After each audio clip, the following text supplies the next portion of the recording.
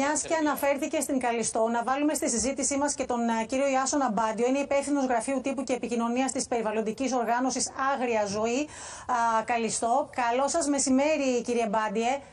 Καλό μεσημέρι. Κατέβηκε ο λύκος κάτω προφανώς για αναζήτηση τροφής, από ό,τι αντιλαμβανόμαστε.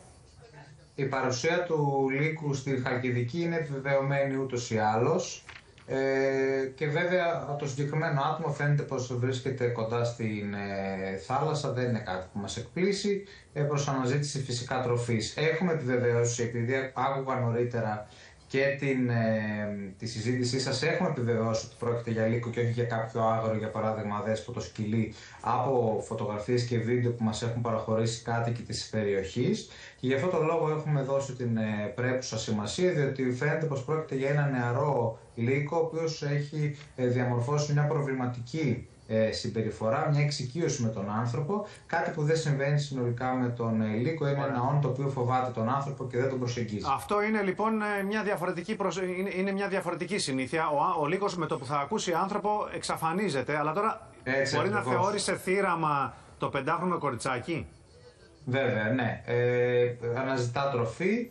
Και μεταξύ άλλων μπορεί να έχει θεωρήσει θύραμα και το 5χρονο κοριτσάκι, το οποίο ευτυχώς είναι καλά στην υγεία του, όπως γνωρίζετε, του δόθηκαν οι πρώτες βοήθειες. Να πούμε κάτι τώρα που αισθάνομαι ανάγκη να το πούμε.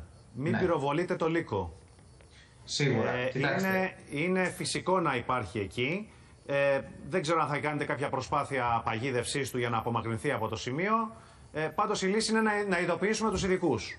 Έτσι, η ομάδα άμεσης επέμβασης της Καλιστός έχει τοποθετήσει κάμερες στην ευρύτερη περιοχή που έχει βρεθεί το συγκεκριμένο άτομο, για να παρακολουθήσουμε τη διαδρομή που κάνει κατά τις βραδινές και πολύ πρωινές ώρες, όταν δεν έχουμε δηλαδή ανθρώπινη δραστηριότητα, διότι και η επίθεση έγινε 8 παρά το πρωί της Παρασκευής.